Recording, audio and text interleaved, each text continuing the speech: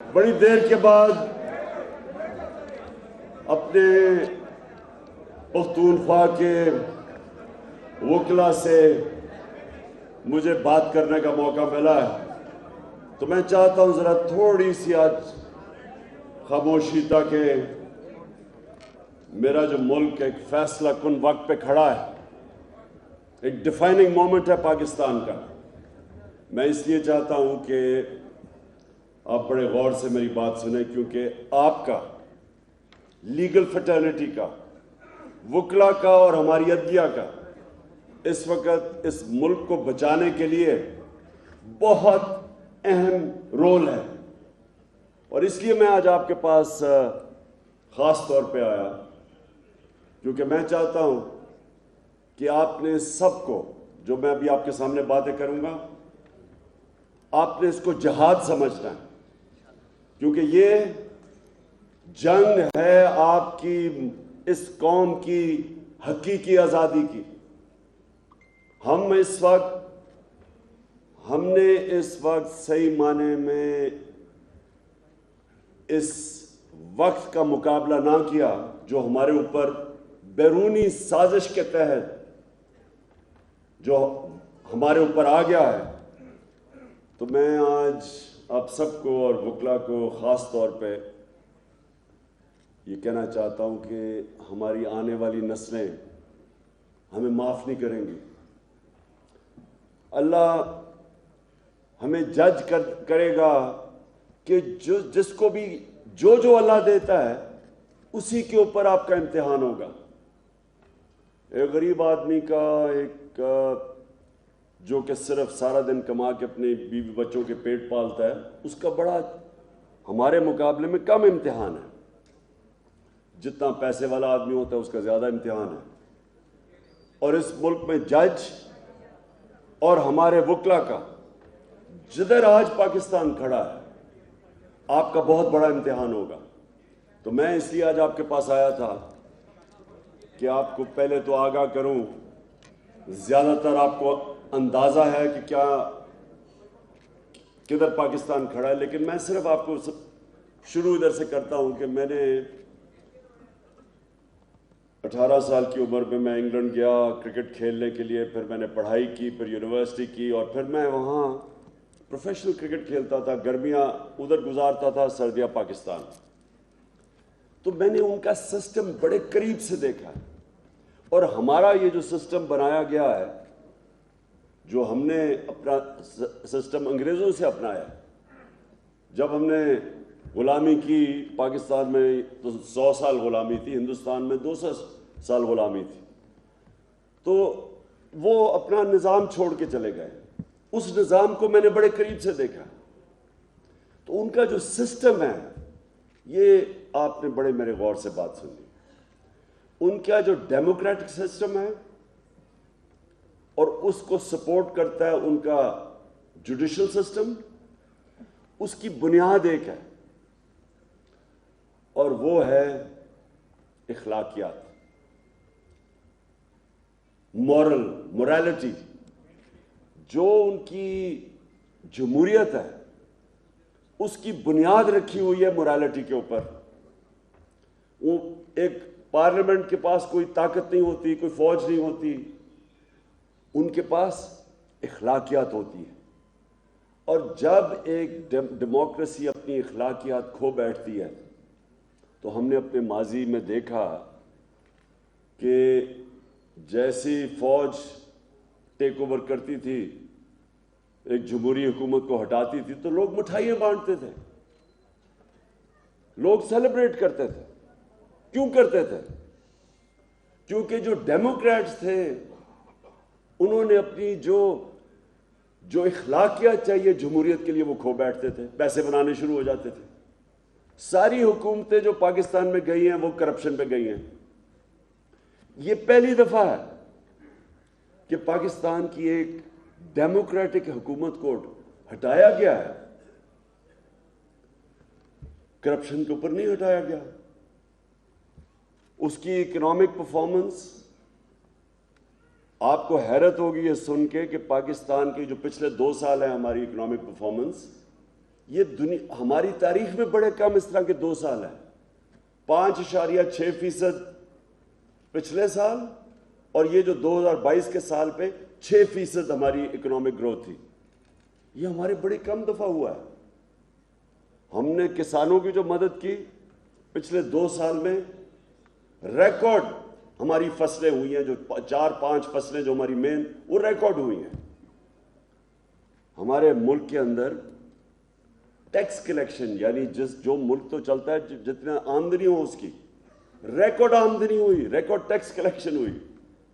ہمارا جو بیرونی ملک سے پیسہ ڈالرز آئے، پاکستان کی تاریخ میں اتنے ڈالر نہیں آئے. اور اس کی اصل وجہ ہمیں جو اصل مسئلہ پڑا ہوا تھا، جو پچھلے لوگوں نے ڈالرز کے قرضے لیے ہوئے تھے، ان کے اوپر سود دینا تھا باہر. اور وہ مشکل وقت ہم اس طرح برداشت کر گئے کہ بیرون ملک پاکستانیوں نے ریکارڈ ریمیٹنسز بھیجی. کبھی پاکستان کی تاریخ میں اتنا پیسہ نہیں آیا، اور ہماری ایکسپورٹس بھی ریکارڈ ہو گئی. کبھی پاکستان میں اتنی ایکسپورٹس نہیں. اصل میں ہمارا مسئلہ سب سے بڑا یہ کہ ملک آگے اس لیے نہیں بڑھا، خوشحال اس لیے نہیں ہوا، اور ملک ہمارے سے آگے نکل گئے کیونکہ ہم نے کبھی ایکسپورٹس پہ توجہ نہیں دی. تو ہماری حکومت نے ایکسپورٹس پہ ریکارڈ ایکسپورٹس کی. تو حکومت جب ہٹائی گئی تو پاکستان تو ایک بڑے مشکل وقت سے نکل کے آگے جا رہا تھا. جو کرونا، ایک صدی میں ایک دفعہ اتنا بڑا بحران آتا ہے جو کرونا وائرس کا آیا ساری دنیا میں، تو پاکستان تو وہ ملک تھا جو 190 ملکوں میں گنا جاتا ہے ٹاپ 5 ملک میں جنہوں نے سب سے بہتر کرونا وائرس سے ڈیل کیا.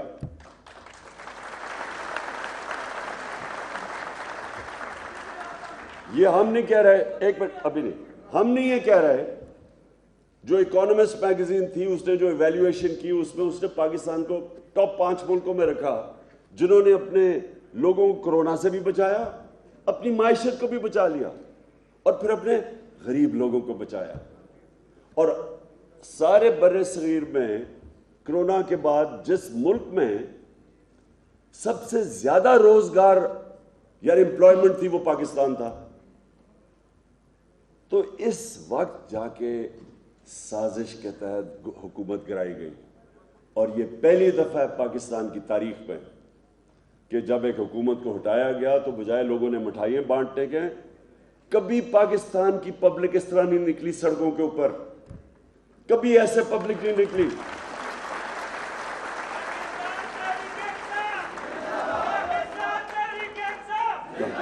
اور جو سازش کر رہے تھے، جتنے کھلاڑی وہ مل کے جو سازش کر کے حکومت کو گرایا، وہ خود دنگ رہ گئے کیونکہ ان کو یہ بتایا گیا تھا کہ جناب یہاں تو مٹھائیاں بانٹی جائے گی. پبلک نکلی، عوام سڑکوں پہ نکلی، خود نکلی. تو میں آپ کے پاس اس لیے آج آیا ہوں کہ دیکھیں، ایک حکومت کے اوپر سازش ہوتی ہے، جو مراسلہ، جو سائفر، جو ہمارا امبیسڈر بھیجتا ہے واشنگٹن سے ہمیں، جس کے اندر واضح لکھا ہوا ہے کہ وہ امریکین ڈونلڈ لو، ان کا کوئی انڈر سیکرٹری آف اسٹیٹ کچھ آفیشل، دھمکی دیتا ہے کہ عمران خان کو اگر آپ نہیں ہٹاؤ گے تو پاکستان کو مشکلات کا سامنا کرنا پڑے گا.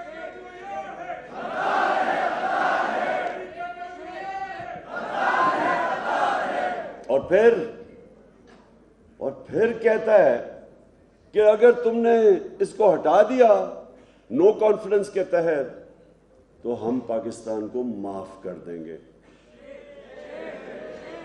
تو یہ میں اب ادھر سے میں آپ سب کے سامنے اس لیے یہ کہتا ہوں کہ میں نے تو دنیا دیکھی ہوئی ہے، میں جو انگلینڈ برٹش سسٹم سارا دیکھا ہوا ہے، میں تو وہاں جانتا ہوں کہ ان کی کیا ملکوں کی فارن پالیسی کیا ہوتی ہے. کسی ملک کی جرت ہے کہ آفیشل میٹنگ تھی، یہ ان آفیشل میٹنگ نہیں تھی، نوٹ ٹیکر منٹ. جو مراسلہ ہے وہ آفیشیل میٹنگ کا ہے. تو جب میں وہ دیکھتا ہوں تو آپ سوچیں کہ میں دیکھ رہا ہوں کہ پرائم منسٹر تو میں ہوں, چیف ایگزیکٹو تو ملک کا میں ہوں, تو یہ کس کو کہہ رہا ہے کہ اس عمران خان کو ہٹا دو؟ تو بہرحال میں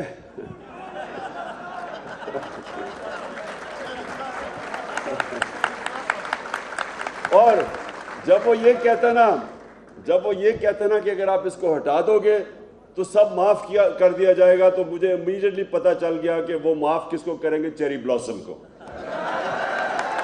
کیونکہ چیری بلاسم نے تو وہی کرنا ہے جو ہمیشہ یہاں کیا گیا ہے. اس ملک میں 75 سال کی تاریخ میں 62 سال آدھا ملٹری ڈکٹیٹرز کے ہاتھ میں پاکستان چلا ہے اور آدھا یہ دو خاندان کے ہاتھ میں. 62 سال. ہمارا صرف 3.5 سال تھے.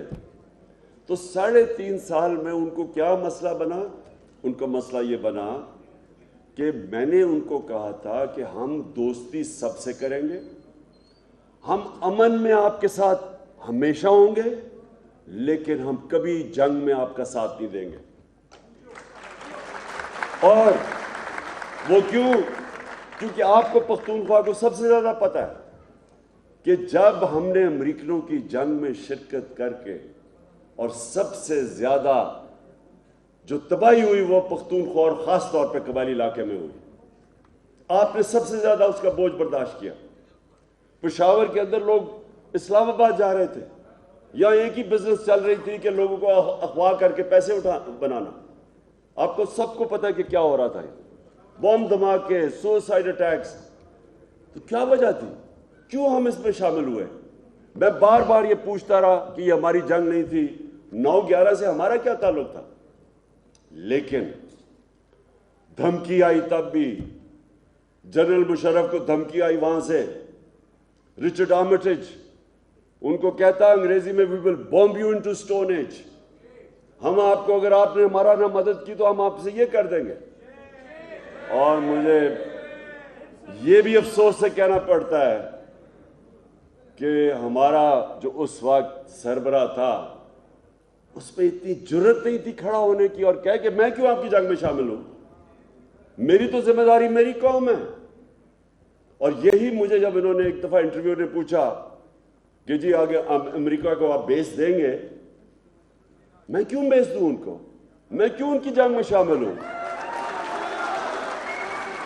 مجھے 22 کروڑ لوگوں نے الیکٹ کیا ہے, میری ذمہ داری میری قوم ہے. 80,000 لوگ ہم آپ کی جنگ میں مروا بیٹھے ہیں, ہمارا لینا دینا نہیں تھا. آپ نے شکریہ تک نہیں ہمارا کہا, بلکہ افغانستان میں جو شکست ہوئی وہ بھی ہمارے اوپر ڈال دی. تو میں کسی سے, یہ یاد رکھے, میں ساری دنیا جانتا ہوں, میں کوئی کسی سے جنگ نہیں چاہتا, ہم کسی سے برے تعلقات نہیں چاہتے, لیکن ہم کسی کی غلامی نہیں چاہتے. اور اب آپ کو پتہ چلنا چاہیے کہ غلامی کی آپ کو کتنی بڑی قیمت اٹھانی پڑی. پہلے ایک منٹ, ابھی نہیں.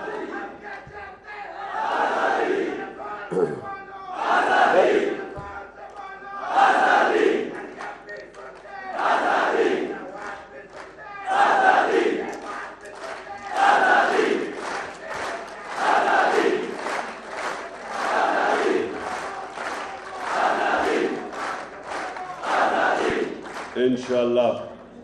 اب میں نے آپ نے میری اب بات سننی ہے, میں اب آپ کو کیا کہنے کی کوشش کروں گا. دیکھیں, ہمارے ساتھ ہندوستان آزاد ہوا, ہمارے ساتھ ہی آزاد ہوا.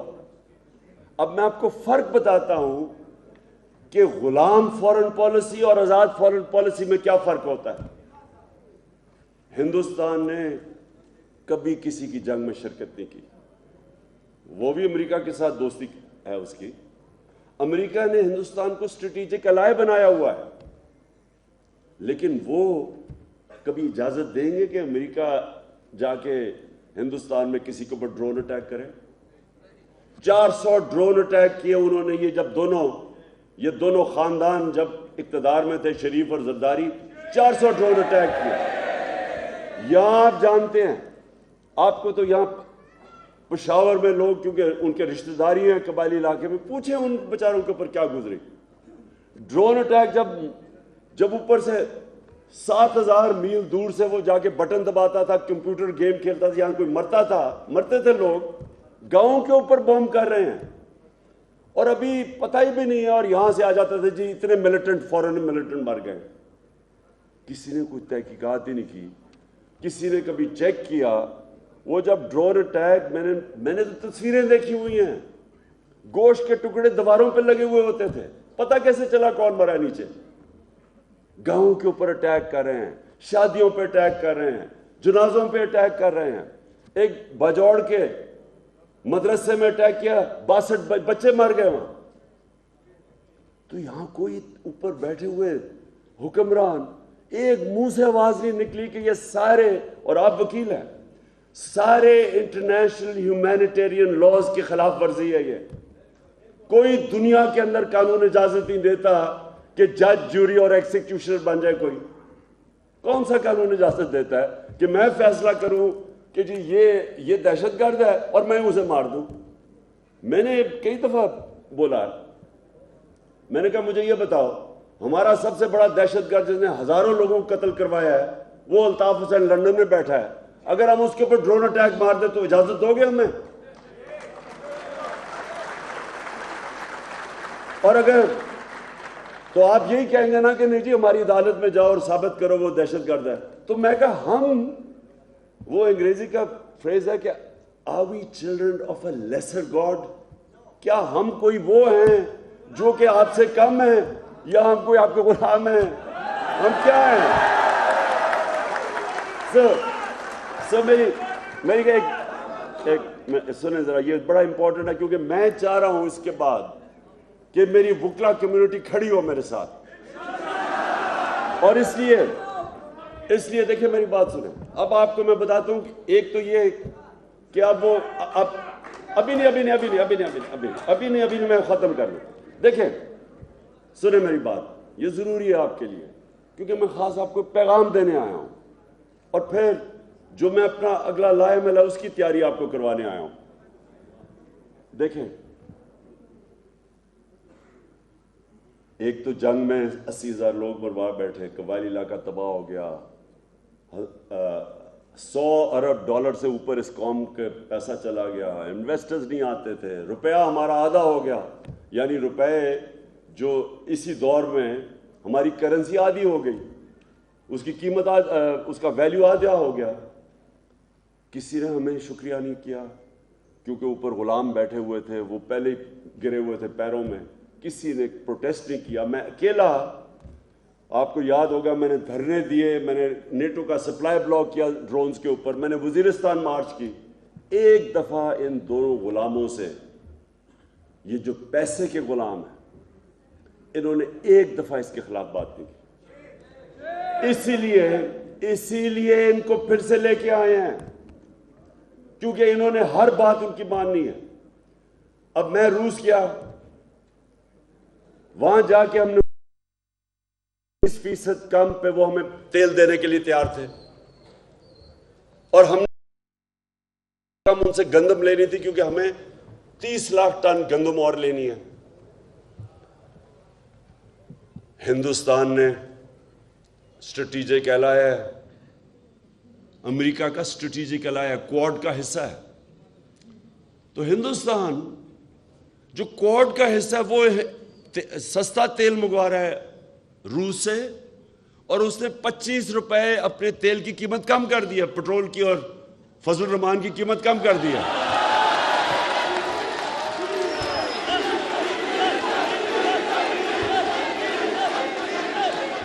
اور ہم نے 30 روپے ڈیزل اور فضل کی قیمت اوپر کر دی ہے. سوچیں، یہ ہے ایک قوم کو غلامی کا نقصان. آپ اپنی عوام کے لیے فیصلے نہیں کرتے، آپ کسی اور کو خوش کرنے کے لیے فیصلے کرتے ہیں. اس لیے یہ بڑا ضروری ہے آپ کے لیے کہ آج آپ ایک ڈیفائننگ مومنٹ پہ بیٹھے ہیں. سازش کر کے وہ اپنے لوگ اوپر لا کے بٹھا دیے ہیں۔ اب وہ اوپر آ کے بیٹھے ہیں، عوام ان کے ساتھ نہیں ہے۔ الیکشن کرواتے ہیں، وہ ڈرتے ہیں، عوام کے اندر وہ جاتے ہیں تو ان کو چور اور غدار کے نعرے لگ جاتے ہیں۔ مدینہ میں اگر نعرے لگے ہمارا کیا قصور تھا؟ ہمیں تو پتہ ہی نہیں تھا کہ کیا ہو رہا ہے۔ ہم نے تو شب دعا کی ہوئی تھی اس دن رات کو، ہمیں تو سوشل میڈیا میں پتہ چلا کہ ان کو وہاں نعرے لگ گئے ہیں۔ یعنی اس سے بھی زیادہ اللہ کی کیا لعنت ہوگی کہ آپ کو مدینہ میں آپ کو لوگوں نے نعرے لگا دیے اور ایف آئی آر میرے پہ ہمارے پہ کٹوا دی انہوں نے، کیونکہ یہ اچھا سنیں آپ دیکھیں، سب سے پہلے یہ جو اگلا وقت ہے اب آپ کے لیے سمجھنے والا، دیکھیں جو پاکستان کا نعرہ تھا نا، پاکستان کا مطلب کیا؟ لا الہ الا اللہ کو خدا کے واسطے سمجھیں۔ میں کئی دفعہ حیران کہ لوگوں کو کلمہ پڑھتے ہیں اور پھر جا کے کبھی پیسے کے بت کی پوجا کرتے ہیں، اور جو سب سے خوفناک بت ہے وہ ہے ہی خوف کا بت۔ جب آپ ڈر جاتے ہیں، آپ کسی وجہ سے جب آپ اپنا جی میرا رزق نہ چلا جائے، یہ بہت بڑا خوف ہے، میری نوکری نہ چلا جائے، نوکری نہ چلا جائے ہم غلامی کرتے رہتے ہیں، ہم اپنے ضمیر کو مار دیتے ہیں، ضمیر کی آواز نہیں سنتے کہ جی میری نوکری نہ چلی جائے۔ پھر میں جب سیاست میں جب ان چوروں کے خلاف میں تو 26 سال سے جہاد کر رہا ہوں، تو مجھے کہہ دیجیے یہ جی بڑے گندے ہیں، آپ کو نہیں پتا، یہ کسی کے گھر چادر نہ چار دیواری نہ گھروں میں، مجھے عام کہتے تھے کہ جی آپ کی فیملی کو نہیں چھوڑیں گے۔ انہوں نے تو بے نظیر اور اس کی والدہ کی بری تصویریں انہوں نے لاہور کے اوپر پھینکی ہوئی ہیں، یہ تو رکتے کسی چیز پہ نہیں ہے، اور اس میں کوئی شک نہیں۔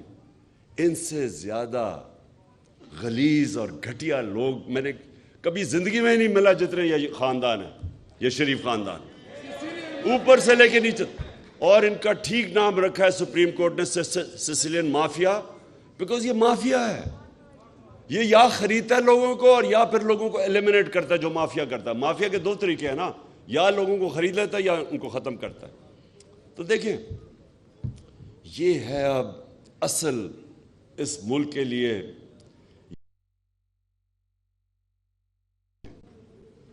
اب اس صرف خوف سے اب آپ کو ڈرائے گا، خوف سے آپ کو غلام بنائے گا۔ 4000 انگریزوں نے سارے بر صغیر کے اوپر حکومت کی، 4000 انگریز تھا یہاں، خوف کی وجہ سے۔ انہوں نے جو 1857 کے اندر جب قوم کھڑی ہوئی آزادی کے لیے، تو انہوں نے اتنا ظلم کیا ان کے اوپر کہ اس وقت وہ خوف کی وجہ سے بیٹھ گئی، بڑی دیر لگی پھر کھڑے ہونے میں، تو اور 100 سال غلامی کرنی پڑی۔ یہ بھی خوف کا استعمال کیا جا رہا ہے۔ یہ جو پیچھے شارٹس ہیں لوگوں کے آپ دیکھ رہے ہیں، میں نے آپ کے ساتھ وکلا کے ساتھ میں نے مشرف کے جو وکلا تحریک جو آزاد عدلیہ کی تحریک تھی، اس میں میں نے شرکت کی پوری، مجھے جیل میں بھی ڈالا گیا 8 دن۔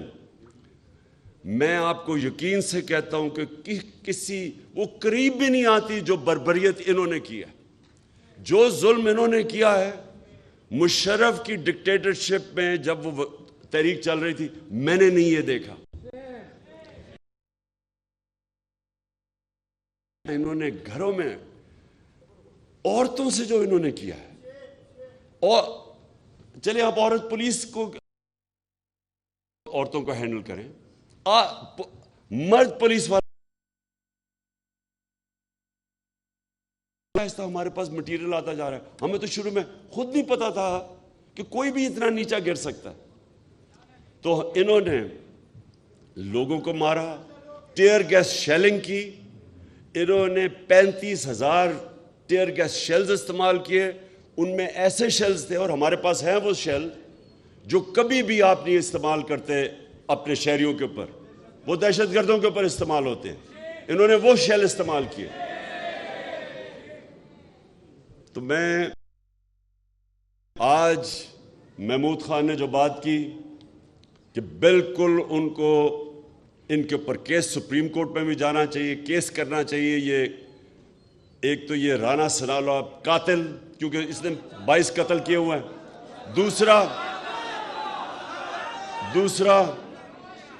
دوسرا یہ چیری بلاسم ہے.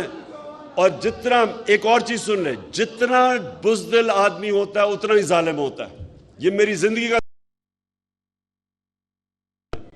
یہ شہباز شریف نے 97 اور 98 کے بیچ میں کوئی ریکارڈ لوگ مروائے تھے پولیس مقابلے میں. ایک عابد باکسر تھا, ڈی ایس پی, جو بھاگا ہوا تھا, اس نے پوری ڈیٹیلز دی ہے کہ کس طرح آرڈر کرتا تھا پولیس مقابلے میں لوگوں کو مارنے کا. یہ جو طاقتور دیکھتا ہے اس کے بوٹ پالش کرتا ہے, اور جو کمزور ہوتا ہے اس کے اوپر یہ کچل دیتا ہے. یہ ایک بزدل آدمی کی نشانی ہے. اور پھر اس کا جو بیٹا ہے وہ بھی ایک بالکل, اس نے حمزہ ککڑی دگنی ہو گئی, مرغی کی قیمت ہی دگنی ہوگی جس دن سے یہ آیا, کیونکہ ککڑی بزنس میں. تو دیکھیں ہم نے اب کیا کرنا ہے. سب سے پہلے, اچھا, اور آخر میں جو میں اس کے بعد لائمل بتاتا ہوں, جو ملک اپنے طاقتور مجرموں کو قانون کے نیچے لے آتا ہے وہ خوشحال ہو جاتا ہے.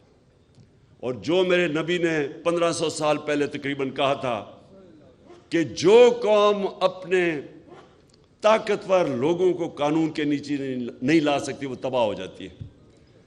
ایک رپورٹ ہے آپ سب کے لیے انفارمیشن کے لیے, کیونکہ میں وہ سیکرٹری جنرل سے ملا ہوا ہوں یونائٹڈ نیشنز کے کئی دفعہ. اس نے ایک پینل بنائی اور بتایا کہ یہ امیر اور غریب ملکوں کے اندر فاصلے کیوں بڑھتے جا رہے ہیں, کیوں غریب ملک غریب ہوتے جاتے ہیں, امیر ہوتے جا رہے ہیں. انہوں نے 1 سال ریسرچ کی, اور یہ ذرا غور سے سنیں ان کی فائنڈنگز کیا تھی. انہوں نے کہا کہ غریب ملکوں سے ہر سال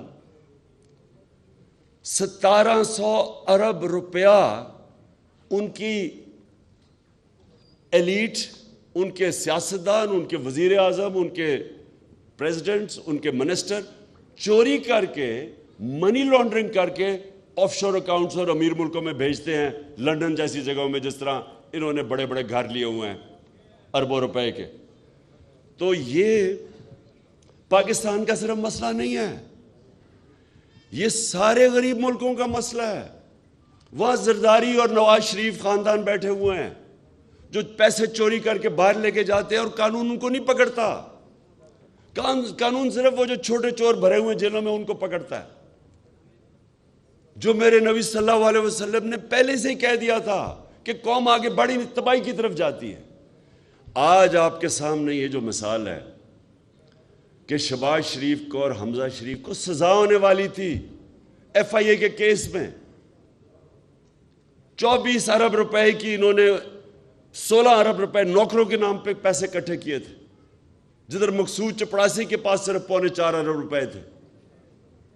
375 کروڑ روپیہ ایک چپڑاسی کے نام پہ آئے تھے جس کی 15,000 روپیہ تنخواہ تھی, چوری کا پیسہ تھا. تو جب اس کو سزا ہونے لگی وہ اس کو پرائم منسٹر بنا دیا گیا. تو میرے وکلا یہ غور سے سن لیں, یہ جو ہوا ہے ہمارے ملک سے یہ ایٹم بم سے زیادہ تباہی ہے. کیونکہ اگر آپ نے صرف غریبوں کو جیلوں میں ڈالنا ہے, غریب کی چوری کتنی ہوگی, بھینس چوری کر لی, موٹر سائیکل یہ کر لیا, وہ کیا کتنی چوری کر لے گا وہ, زیادہ سے زیادہ پیسے زمین اپنے گھر کے اندر اپنے بسترے کے نیچے دبا دے گا. لیکن یہ جو اربوں روپے کی چوری ہے سیدھے ملک سے باہر جاتی ہے, کیونکہ ملک میں پیسہ نہیں چھپتا, ڈالر لے کے باہر بھیجتے ہیں, اس کے اوپر روپے پہ پریشر پڑ جاتا ہے, آپ کی کرنسی گرتی ہے, ہر چیز مہنگی ہوتی ہے, غربت آ جاتی ہے. اسی لیے سارے ملک دنیا میں غریب ہیں, کیونکہ طاقتور کی چوری وہ نہیں روک سکتے. اور جو امیر ملک ہیں, اب سوئٹزرلینڈ میں کیا ہے, میں بار بار مثال سوئٹزرلینڈ کی کیوں دیتا ہوں, میں کئی دفعہ گیا ہوں سوئٹزرلینڈ. آپ یقین کریں ان کے پاس پہاڑ ہے اور ان کے پاس کچھ نہیں ہے. میں آپ کو یقین دلاتا ہوں کیونکہ میں نے سوئٹزرلینڈ بھی گیا ہوں اور میں سارا اپنا یہ پختونخوا کے اور ناردرن ایریاز دیکھے ہوئے ہیں. جو خوبصورتی اس اللہ نے اس ملک میں پہاڑوں کی خوبصورتی دی ہے میں نے دنیا میں نہیں کہیں دیکھی. لیکن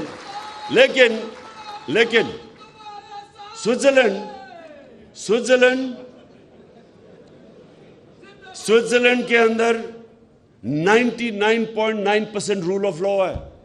جو رول آف لا انڈیکس ہے یعنی کہ قانون کی بالادستی وہ 99.9% ہے. اور آپ مسلمان ملکوں کا دکھائیں جو کہ ہم ہیں اس عظیم نبی صلی اللہ علیہ وسلم کی امت جن کا حکم ہے رول آف لا قائم کرو, مسلمان ملکوں کا 20% سے بھی کم ہے رول آف. اور یہ جو کرنے جا رہے ہیں آپ, یہ جو چور اوپر بٹھا دیے ہیں, یہ رول آف لا کی دھجیاں اڑیں گی. اب پہلے آتے ساتھ ہی ایف آئی کے وہ آفیسرز کو ریموو کیا. آج میں وہ پروسیکیوٹر, وہ ایک ٹی وی چینل پہ انٹرویو آ رہا ہے اس کا, جو ذوالقرنین پروسیکیوٹر تھا ایف آئی اے کا, اس نے کہا مجھے روکا گیا ہے. ابھی ہماری حکومت ہی, سوچیں حکومت میری ہے اور پروسیکیوٹر کو روکا گیا شہباز شریف کے کیسز کے اوپر. اس نے انٹرویو دیا. ابھی کس نے روکا اسے؟ میں چیف ایگزیکٹو تھا. یہ روک کون رہا تھا اس کو روکا گیا. ان کے اوپر کیس نہیں کرنے دیے, ان کو بچایا گیا اور پھر ان کو اوپر مسلط کیا. اور اس نے اوپر آ کے کیا کیا؟ سب سے پہلے ایف آئی اے کا صفایا کیا. جو لوگ انویسٹیگیٹر کر رہے تھے ان کو فارغ کر دیا. وہ جو ڈاکٹر رضوان ہے اس نے اس کا بھی مینشن کیا, اس کے اوپر پریشر ڈالا. دوسرے بیچارہ جو انویسٹیگیٹر تھا, میرے خیال میں اس کا نام اصغر تھا, اس کو ہارٹ اٹیک ہو گیا. تو پہلے تو یہ سمجھ جائیں کہ یہ لوگ اگر اوپر بیٹھ گئے تو اس ملک کی اصل تباہی ہے, کیونکہ رول آف لا ختم ہو جائے گا.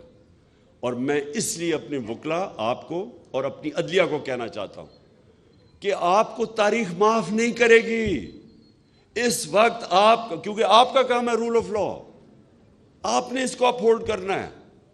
یہ آپ کو, یہ ملک معاف نہیں کرے گا, آپ کے بچے آپ کو معاف نہیں کرے گے اگر آپ نے آج سٹینڈ نہ لیا. اور سٹینڈ سب سے پہلے ہمارے سپریم کورٹ کو لینا ہے. اور مجھے خوشی ہے کہ انہوں نے بلا لیا ان کے کیسز, شریفوں کے کیسز. اب سپریم کورٹ خود مانیٹر کرے, مانیٹرنگ جج بنائے. اور اگر ہم نے یہ نہ کیا تو میری ایک بڑی عاجزی سے میں ایک ریکویسٹ کر رہا ہوں کہ پھر پاکستان کے جیل کھول دیں. وہ بیچارے غریب لوگوں کا کیا قصور ہے, چھوٹی چھوٹی چوریاں, ان کو باہر چھوڑ دے, باہر جیل کھول دے پاکستان. اگر ان چوروں کو, ڈاکوؤں کو نہیں پکڑنا تو وہ بیچارے, ان کے تو ایک گھر والا کمانے والا, اگر وہ چوری کر کے بھی کما رہا ہے, وہ گیا تو پیچھے تو رہتا کچھ نہیں ہے, وہ رول جاتی ہے فیملی. تو یہ جو اتنے بڑے بڑے مگرمچھوں کو اگر آپ نے نہیں پکڑنا تو خدا کے واسطے ظلم نہ کریں, کیونکہ حضرت علی رضی اللہ تعالیٰ کا قول ہے کہ کفر کا نظام چل جائے گا لیکن ظلم ناانصافی کا نظام نہیں چل سکتا. یہ نظام نہیں چل سکتا. اس لیے میں آپ کو بتاؤں کہ میں اب پہلے تو اپنے سپریم کورٹ کے پاس ہم نے انشاءاللہ کل ہمارا کیس لگے گا وہاں, اور ہم ان سے سپریم کورٹ سے اب رولنگ لے رہے ہیں کہ بتائیں کہ ہمارا ڈیموکریٹک رائٹ ہے یا نہیں پرامن احتجاج کا. ہمارا کیا, ہم اس ملک میں اگر یہ ڈیموکریسی ہے, اور ابھی آرٹیکل 14-15 کانسٹیٹیوشن کے کوٹ کیے گئے ہیں, right to assembly, right to movement, اور کس بیسس کے اوپر انہوں نے ہمیں روکا تھا, کیسے روک سکتے ہیں پختونخوا کے چیف منسٹر کو اور گلگت بلتستان کے چیف منسٹر کو, کیسے روک سکتے ہیں؟ کس قانون کے تحت انہوں نے روکا؟ ہاں, یا تو ہماری کوئی تاریخ ہو انتشار کی, ہماری تو, ہم نے تو 126 دن کا دھرنا دیا, ساری دنیا کے سامنے دیا ہے. اور میں اس دن, جس دن ہم وہاں پہنچے ہیں ڈی چوک, میں نے اس دن صرف اس لیے دھرنا نہیں دیا, رکا نہیں میں وہاں, صرف ایک وجہ سے, کیونکہ جس طرح کی انہوں نے بربریت اور جس طرح کی شیلنگ کی, جو لوگوں کو غصہ تھا اس وقت, مجھے خوف یہ تھا کہ یہ اب انتشار کی طرف جائے گا. انہوں نے وہاں لڑائی ہونی ہے, وہاں خون ہونا ہے, لوگوں نے مرنا ہے, پولیس کے خلاف مزید نفرت بڑھے گی. پولیس کے خلاف اور جو انہوں نے پنجاب پولیس سے کروایا اس کے خلاف نفرت بڑھے گی، فوج کے خلاف شیلنگ کی تھی۔ میں اپنے ملک کو یہ نہیں چاہتا تھا کہ تقسیم ہو، انتشار ہو، بٹے، دشمنوں کا فائدہ ہو۔ اس لیے میں نے فیصلہ کیا کہ جدھر میں آج پہنچ گیا ہوں، اگر میں اس سے آگے گیا تو میرے ملک میں تباہی مچے گی، اس لیے میں رک گیا۔ تو میں آج سپریم کورٹ کو کہہ رہا ہوں کہ ہمیں رولنگ دیں، آپ ہمیں رولنگ دیں کہ ہمیں بتائیں کہ اس ملک میں کس بیسس پہ پہلے ہمیں روکا گیا اور جو انتشار کیا گیا، اور آگے کیونکہ میں نے ڈیٹ دینی ہے لوگوں کو کہ آگے جب ہم آئیں گے تو ہمیں بتائیں کہ کیا سپریم کورٹ الاؤ کرے گا اس طرح کی ان ڈیموکریٹک، بلکہ ڈکٹیٹرشپ میں بھی اتنا ظلم نہیں ہوا۔ اگر سپریم کورٹ ہمیں پروٹیکشن دیتا ہے تو وہ ایک ہماری اسٹریٹجی ہے، اگر وہ نہیں پروٹیکشن دیتا پھر میں آج آپ سب کے سامنے کھڑا ہو کے یہ کہہ رہا ہوں کہ پھر میری دوسری اسٹریٹجی ہوگی، اور وہ اسٹریٹجی ہوگی پھر کہ جو بھی یہ رکاوٹیں پیدا کریں گے ہم پھر پلان کر کے جائیں گے۔ ابھی تیاری ہم نے کی نہیں تھی اس باری تو ہم نے تیاری نہیں کی تھی۔ ہمیں تو سپریم کورٹ کی کوئی 12 بجے کے اوپر ایک ججمنٹ آئی کہ جی راستے کھل گئے ہیں، چھوڑ دو سب کو۔ ہم بالکل یعنی نہاتے کا ورڈ غلط ہے، یعنی ہم بالکل انپریپیئرڈ جا کے پھنس گئے، اور جو انہوں نے عورتوں سب سے کیا۔ اس بار ہم تیاری کر کے جائیں گے، لیکن میں آج یہ کھڑا ہو کے کہہ دوں کہ یہ میرے لیے جہاد ہے۔ میں کسی صورت ان چوروں کی اور امپورٹڈ حکومت کسی صورت اسے قبول نہیں کروں گا۔ میں